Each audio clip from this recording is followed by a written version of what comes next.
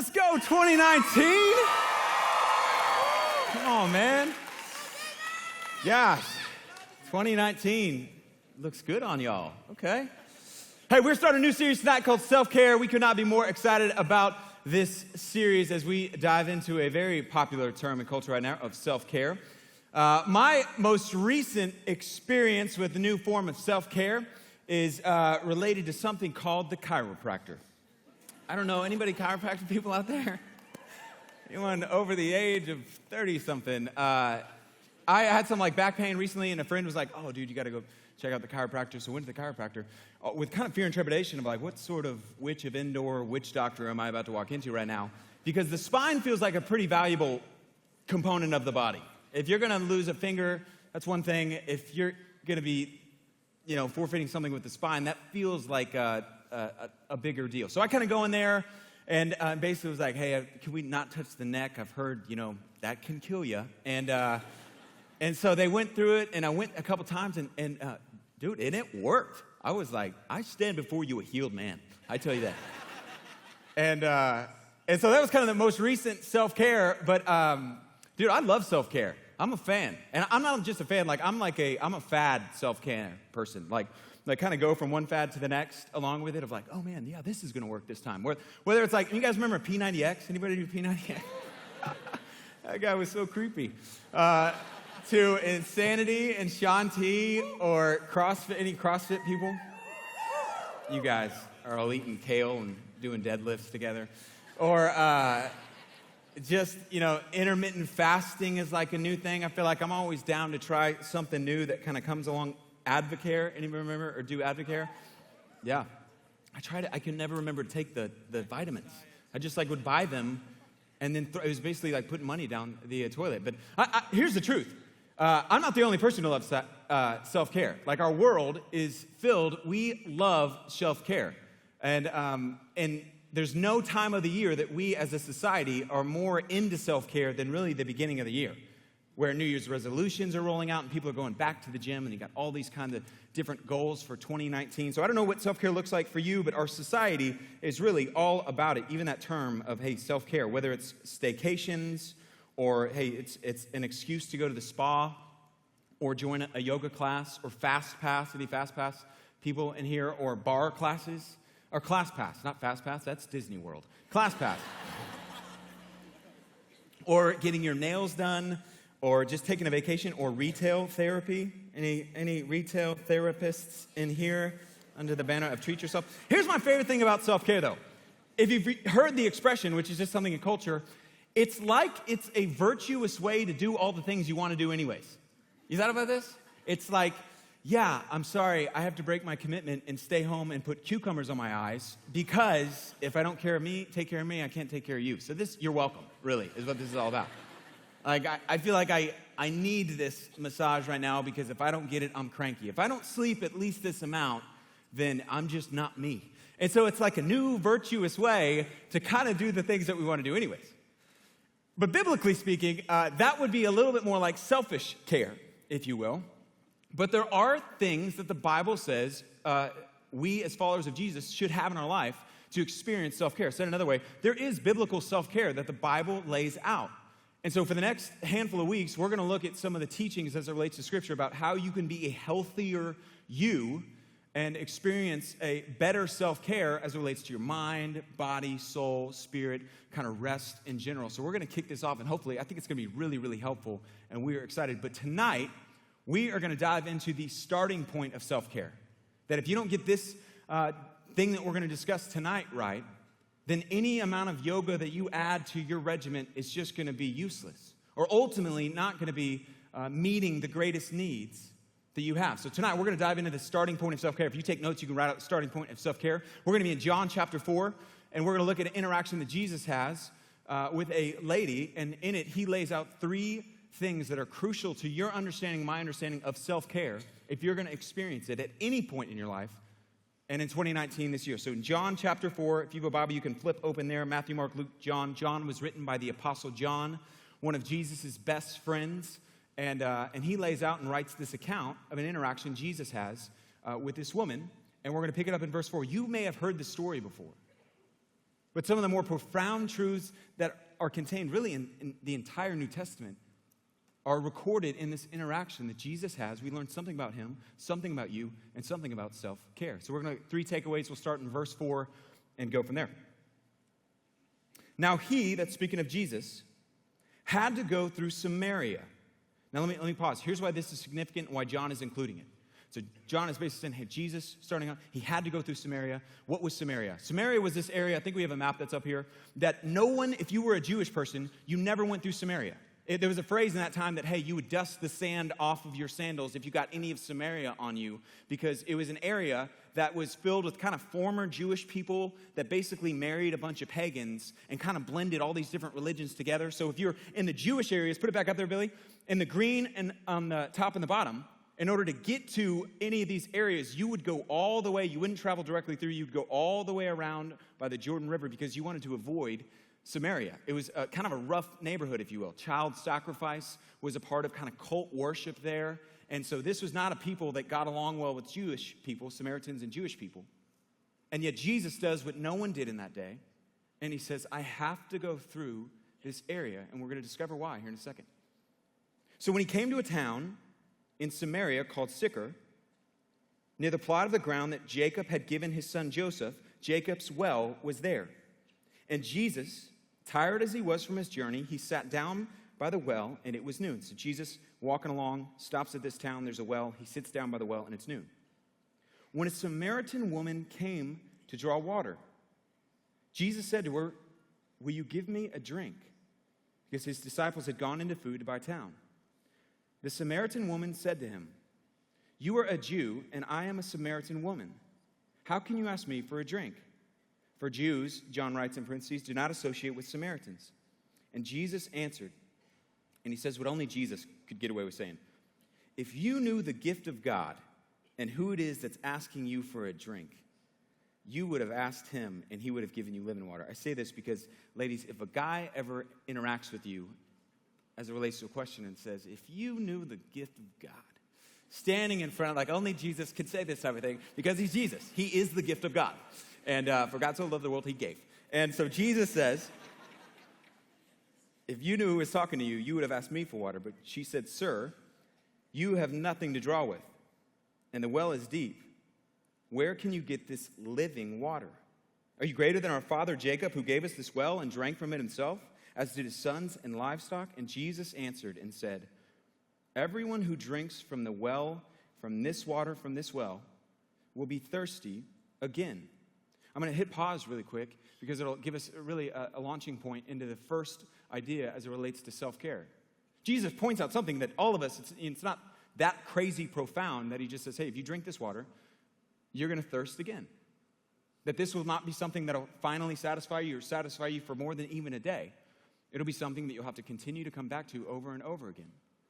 But he's trying to launch into a conversation with this lady, and he's going to use the physical idea of water to begin to say, hey, there's thirst that you have that you are unable to meet by yourself. The first idea I want to pull out from this text is that self-care without Christ or alone, self-care is not enough. It will not last. It won't last. Self-care without Christ will not last. Like Jesus points to herself, hey, if you keep drinking this water, it's really simple. You're going to have to come back here tomorrow and the next day and the next day. And he's doing so because he wants to begin to talk about thirsts and something lacking in this lady's life, because Jesus knew who he was talking to. This wasn't just any woman. This is a woman who didn't just have physical thirst. She had voids in her life that she was trying to meet and was coming up empty over and over and over again. What do I mean by that? A few verses later, we're told, as they continue the conversation, this was a woman who had been married 5 times. And she was sleeping with a woman, or with a man who was not her husband today. This is what, a few verses later, Jesus in the conversation says, hey, go call your husband. She says, I don't have a husband. And Jesus says, you're right when you say you have no husband. The fact is you have had 5 husbands. And the man you're sleeping with now, or you have now, is not your husband. What you've said is true. 5 husbands today is pretty rare. If you meet someone that's on their 5th husband and or on their 6th suitor, their 6th man, it's like that's pretty unusual. In this day, it was unheard of. This was a woman that had gone from one relationship to the next and come up empty over and over and over again. And Jesus is trying to launch into a conversation saying, hey, if you try to self-care or care for yourself or cope with the emptiness in yourself alone, you will always come up empty over and over and over again. That this was a girl, I mean, this is the most clear expression of a girl who is thirsty in all of the New Testament.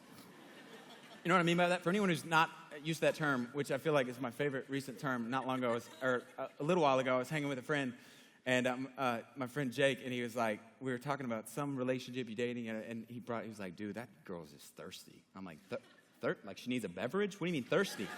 He's like, no, like she's like looking for a relationship. But even today, we use this kind of term, and this is a woman who, if anyone in the New Testament is relationally thirsty, it would be her. And she had gone from one to the next, trying to fill this void and come up empty. That if you try to self-care on your own, whether it's through a new workout regimen, whether it's through new goals that you have for this year, whether it's through health, whether it's through a number of spa days, you will always come up empty. If you try to just self-cope and self-kind of medicate with the world and experience like, hey, man, I need a drink tonight, or I need this new purse, or I need this fill in the blank, or I need a relationship, you will always come up empty. And Jesus is saying that if you self-care without Christ, you will always find something that does not last. Because the truth is, just like she was thirsty, there was a void on the inside. There is a void on inside of all of us. That you are thirsty and I am thirsty. And if we are not aware of the ways that we will, out of that just void, or out of unmet desires, try to meet those things, you are putting yourself in incredible danger. Like, candidly, I have thirst. I can have thirsts inside of me or desires inside of me that are just destructive for me, for people around me, for my family. Like a desire for, hey, I just need the approval of people and I just want to be liked. That if I let rule my life, will lead me to a place where I no longer am concerned about the things that God cares about. I'm concerned about what you care about. The desires inside of my life that could lead me to commit adultery because I want to have sex with women who are not my wife. Desires inside of me for just money and materialism. And man, I just need to go make a bunch of money. And if I'm not careful, out of that thirst, I will let that thirst lead me to take actions that will impact not just me, but all those around me. Where are you thirsty? Maybe it's just an insatiable, like you're constantly consumed with what people think about you or your social media. Or maybe it's a need for control and you have an eating disorder right now. Or just a loneliness that's inside of you that constantly comes up and it's leading you to make decisions like pornography. You know what pornography, the number one reason people who study it would say people get addicted to porn or people watch pornography, they want to feel desired, thirsty. And the problem is not necessarily that you're thirsty. That's going to be a reality. It is what you do with that thirst. And you need to have a death grip on the fact that there are desires and things in you that want to run your life into the ground, that want to lead you to make decisions, that will lead you into every place from a rehab to broken relationship after the next. Do you know what those are? I have a dog named Judah who is a Rhodesian Ridgeback. He's like a little baby elephant. He's 130 pounds. He's enormous. And sweet. And he did the weirdest thing. This dog will eat out of the trash can while we're gone. And that may be like, oh, that's kind of sweet. Maybe you have an open trash can. We have a trash can in a drawer. He can pull the drawer open because he's like 6'4", and he can get his face in there and eat out of the trash can. What happens when a dog eats out of the trash? He's like, I'm hungry, that looks good. And he begins to eat water bottles. What happens, you might think, whenever your dog eats water bottles? Well, it causes some complications. And so he is constantly making decisions and out of his hunger, eating from the trash, which leads to all kinds of exciting opportunities to be a good neighbor and pick up your dog's liquid that's rushing out of him at times. And you may be like, oh man, that's kind of weird. Why are you telling me this thing? Here's what will happen because of this decision. My dog is what you would call a walking pooper. And course, is the appropriate term. So because he'll eat trash, then we'll take him to the park, we'll go outside, and there's people all around us. Any dog owners here, you will have sympathy for what I'm talking about. So you go around, you got your dog, you're hanging out at the park, there's all these kids, hey, it's a great day, sun's outside. And then the dog will be like, oh man, the water bottle is needing to come out, but it can't come out, so he will just begin squatting and walking around and circling people. How do you stop a dog from doing that when you're around people and you're like, he's got a water bottle in there and it's there's nothing coming out. I would get it if it was. It's not. And literally he was like going around a 2-year-old the other day and I'm like, Judah, stop it right now. I mean, you can't stop. He's like, dude, when you gotta go, you gotta go. And it is causing complications, not just in his life, but in all those around him. In the same way. There is something, as crazy as it sounds, in me that wants to eat from the trash. And it's not the trash of, a trash can. It is the trash of pornography. It is the trash of finding my worth in other people. It is the trash of vanity and body image, or trash of, hey, if I only made more money. The trash of, man, I want to be seen as impressive to people. And it is a trash that if you feed yourself that, is going to have side effects. I don't know what trash you are tempted to eat, but you need to have a death grip and awareness on that. Because it's not just that self-care without Christ won't last. It is that self-care without Christ can cost you. And this woman had followed that inner urge for relational just connection with one man after the next, to the point where she's all alone, or she's living this life where she's not even married to this guy. I mean, that's why she came in the middle of the day. You don't come to a well in the middle of the day at this time. The reason she came is because she was an outcast. She was an outcast of the outcasts. Samaritans were outcasts. But even among men, you came in the morning to the well to get water, and at night when it was cool. You didn't go in the middle of the day unless you didn't want to see anybody. And this was a woman who had made decision after decision out of her desire, and she'd found herself empty and alone. And Jesus says, you've got to seek outside of yourself, and there is a solution. He continues in verse 14. But whoever drinks the water, Jesus speaking, that I give them will never thirst. Indeed, the water that I give them will become in them a spring of water welling up to eternal life. What are you saying, Jesus?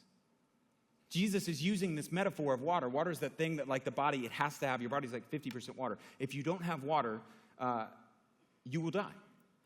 And unlike food, you can kind of last a little water. Without water, you will die. It's necessary for life. And Jesus says, in the same way that physical water is necessary to life, I offer a spiritual water that if you are going to experience self-care, if you're going to experience soul care, you're going to have something from me. The second idea from this text is that self-care with Christ involves soul care.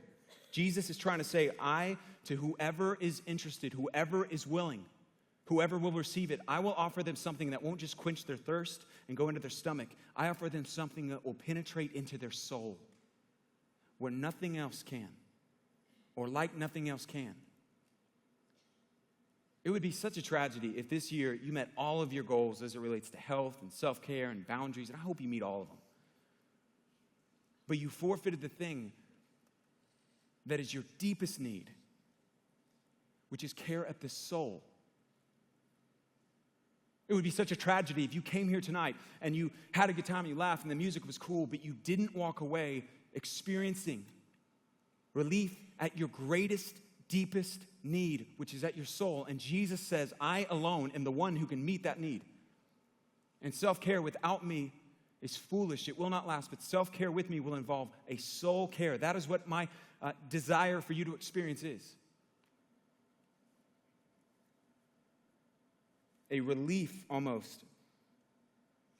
I want to meet you at a place that nothing else in life can touch, which is the soul. It's not hard to see, like, so many of the things that we think in life actually would satisfy. They never do. I mean, like, just if you think about it, like two clear ways that all of us could probably see this is One of them I would call the I can't wait until mentality. I can't wait until mentality. People have this idea. I mean, I remember having it where, man, I just can't wait till I'm dating. I'm dating someone. Can't wait till we're engaged. We're engaged. Can't wait till I'm married.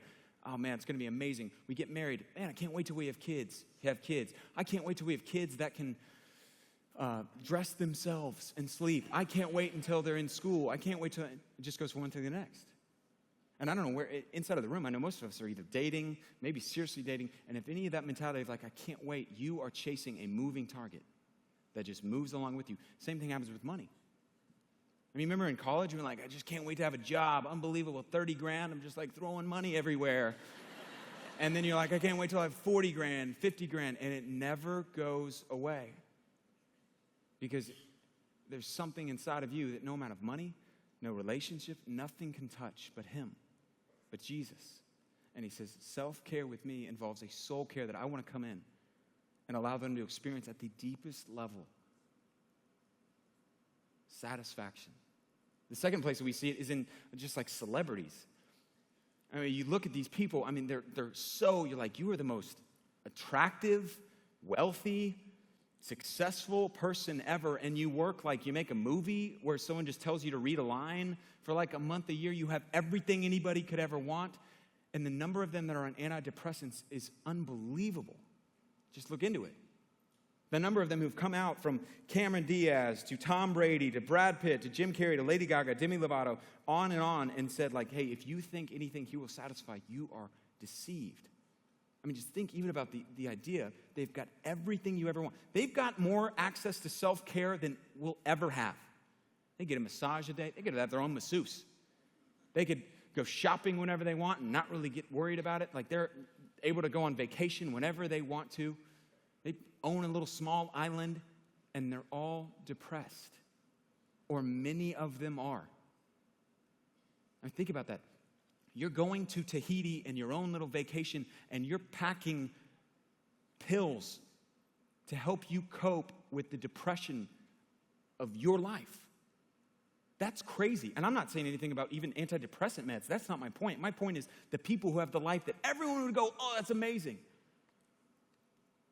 are trying to cope with just the sadness of the reality of their life because there's something empty in them that no success, no fame, no money can ever satisfy. And Jesus would say, you're thirsty. And there is only one well that can meet that need. There was an interview just with Tom Brady, who does it again. I mean, the dude's like 85, and he is just crushing it. It's unbelievable, Tom. Give everybody else a shot, okay? Sorry, Patriots people. And it's true.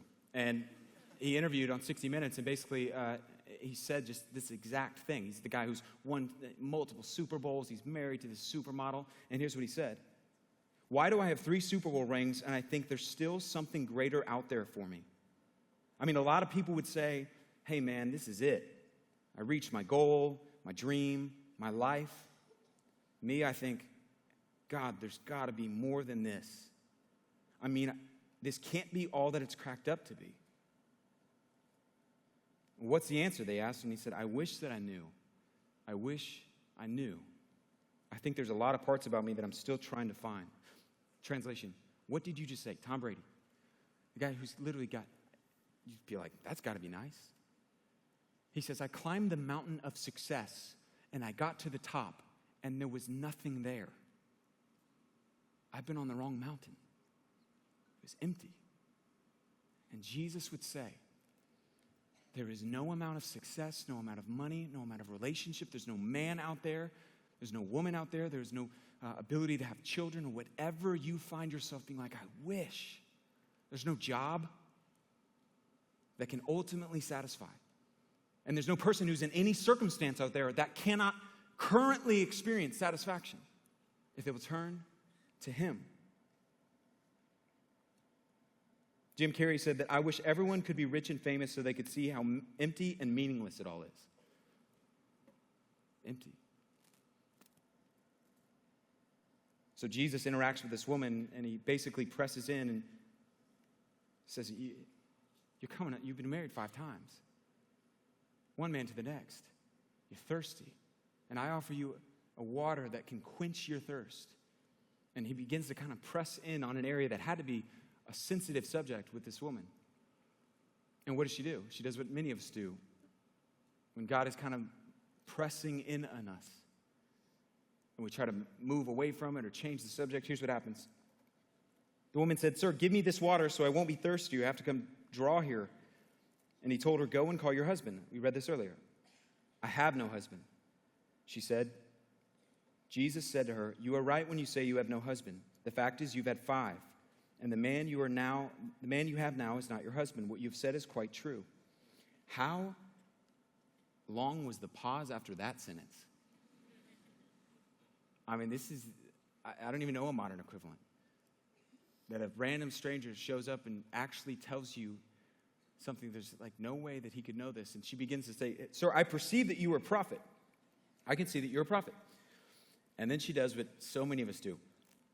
"Our ancestors worshipped on this mountain, but you Jews claim that the place where we must worship is in Jerusalem." Jesus brings up kind of this very tender topic with her. And she's like, "Oh, wow, okay, relational. You want to talk about my relationships? While we're on the subject, you guys say we should worship on this mountain. Let's talk about mountains." And just tries to distract from the conversation. And Jesus, you got to love Jesus because he goes with her.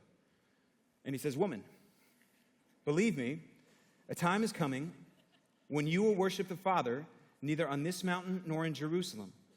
You Samaritans worship what you do not know. We worship what we do know, for salvation is from the Jews." Basically, like God gave the Old Testament, the Bible then, to the Jewish people. "Yet a time is coming and has now come when true worshipers will worship the Father in spirit and in truth. For they are the kind of worshipers the Father seeks." Jesus says, you're defining worship as you do worship at this mountain or that mountain or in this church or in this church building or at this time of the week or on Sunday. Worship is not something you do at a building. It's not about where you worship or even when you worship. Worship is something you do in spirit, as in constantly. Worship is more about how you live your life. You're constantly living and constantly worshiping, if you're worshiping or living in spirit and truth, Jesus says. "For God is spirit, and his worshipers must worship him in spirit and in truth." The woman said, "I know that the Messiah, called the Christ, is coming, and when he comes, he'll explain everything to us." Then Jesus declared, "I, the one speaking to you, am he." We're going to come back to that in a second. But Jesus essentially lays out, hey, worship, the most important thing about worship is not where you worship, but who you worship and how you worship. The worship is something that's constantly going on, and God is not seeking people to worship him in a building in a moment or not some religious exercise, but a relationship. Self-care, if you're going to experience it this year, and gosh, if you're going to experience self-care, health, growth, you to become everything that you want to be in life, it is going to involve the third idea, which self-care with Christ involves an ongoing relationship with him.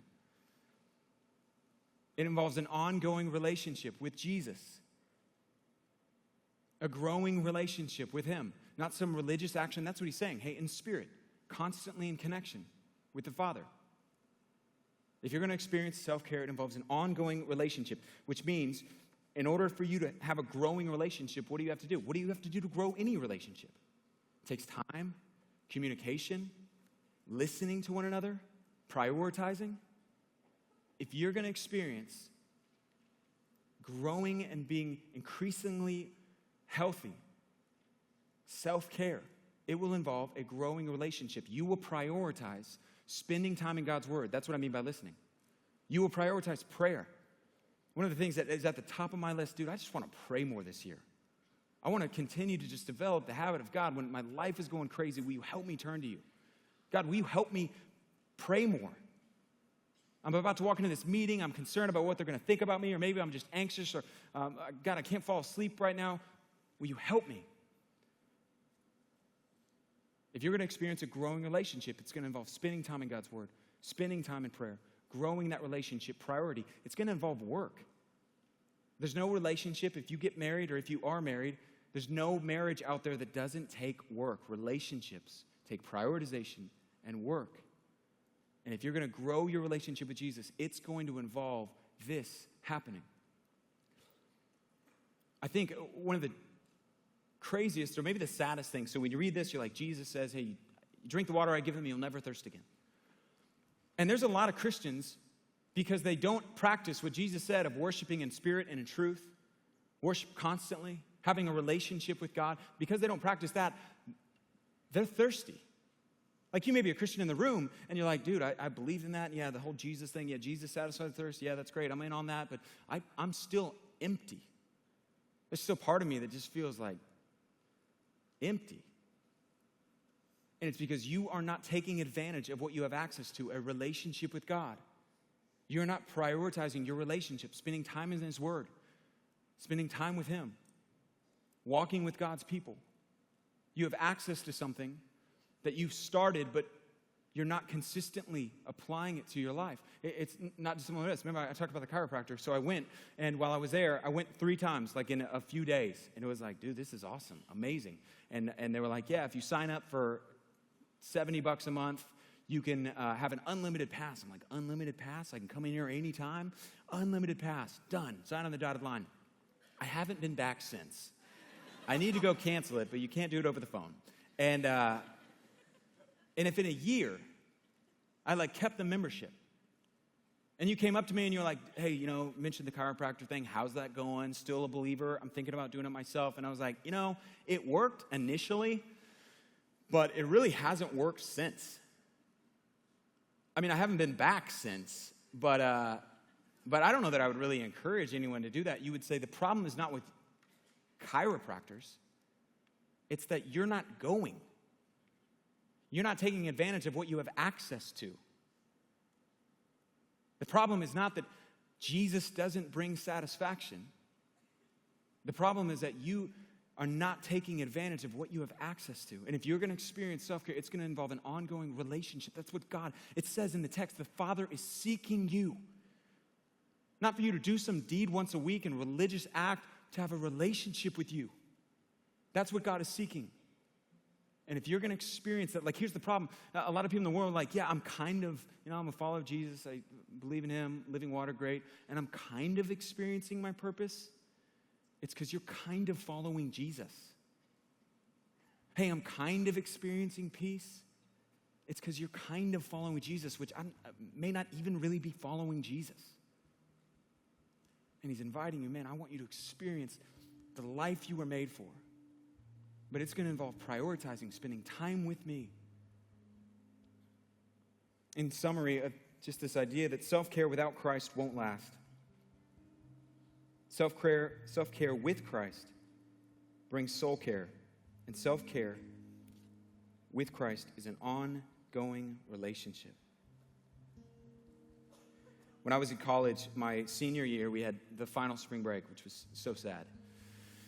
Just because you don't get those anymore. And my roommates, we were deciding what to do. And there was this girl that I was all interested in, and I knew where she and her friends were going for spring break, so I was like, guys, hey, look, beach, it's going to be great. Her and her friends were going to Destin, Florida. We weren't dating. And I was like, we should go to Destin, Florida. How great would that be? And they're like, with all the families? And I'm like, it's going to be great. Good family experience together. And I convinced them, we were going to go to Alabama, and convinced them to go way out of our way just because there was a relationship with this girl, who's now my wife, yeah, I know, let me close in prayer, okay? And just wanted everyone to know that I was going out of my way to seek to be in relationship with her. This text, over and over, talks about seeking. There's a woman, and she's seeking to fill a void that her relationships can't meet. And she's trying one after the next, and she's still empty. She's thirsty inside. She's seeking. It says that Jesus was seeking her. I mean, think about how it started. Jesus had to go to Samaria. Think about that sentence for a second. You had to? You're Jesus. You don't have to do anything. And he woke up that morning and said, I've got to go. There's a woman I'm going to go meet. She's the outcast of outcasts. She's the woman that no one wants to have anything to do with but the Son of God. And he woke up with her on his mind. He was seeking a relationship with her. The very first person in all of the Bible that Jesus says, I'm the Messiah, is the most relationally dysfunctional person in all of the Bible. And he says, I haven't given up on you. And she believed that day. And the story goes on, and all of her life was changed.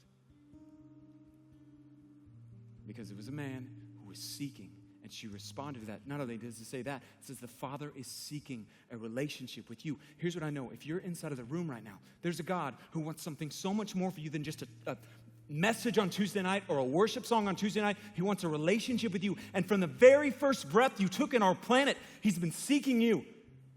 Until the last day that you live on our planet, he will be seeking you. How do I know that? Because the very same word that it says Jesus had to go to Samaria is used in Matthew chapter 16, where Jesus looked at Jerusalem and he said, I have to go to Jerusalem to die on behalf of the human race, on behalf of every person that's ever sat in any one of these seats, who's ever lived on this planet. If you're listening to me right now, there's a God who is there, who is seeking you. You woke up this morning and he is crazy about you. He's seeking you. You think that there is a God out there that if he's there, I don't think he wants anything to do with me. I'm a porn addict. I'm an abortion. Had an abortion. I was a part of telling someone to have an abortion. I'm an addict. And you think the God who's there doesn't want anything to do with you. You don't want anything to do with you. And he's crazy about you. And he is doing everything he can to seek out, not so that you would just trust in him, though that is enough, so that you would walk with him and have a relationship with him this year. My prayer for you, my prayer for this message would be, God, would you awaken us to have an ongoing, constant, growing relationship with you, where we experience our spirit and in truth relationship with the Father who's there, who's been seeking you. Even right now, there are some of you that are here and a friend invited you and you thought you were going to the Porch restaurant and you're like, what are we doing here? The Father is seeking you. He has not forgotten you. He is crazy about you. He has given his life for you. Because just like he had to go to Samaria, he says, I have to go to the cross. Because for the joy set before him, Hebrews chapter 12 says, he died for you. And so I don't know where you are. I don't know what you believe. But there is one man who can satisfy the desires of your soul. You were made for it. And there is no other well that can. And tonight, he is seeking you and reaching in your direction, all of our direction, and inviting us to walk and accept him and walk with him in relationship. Let me pray.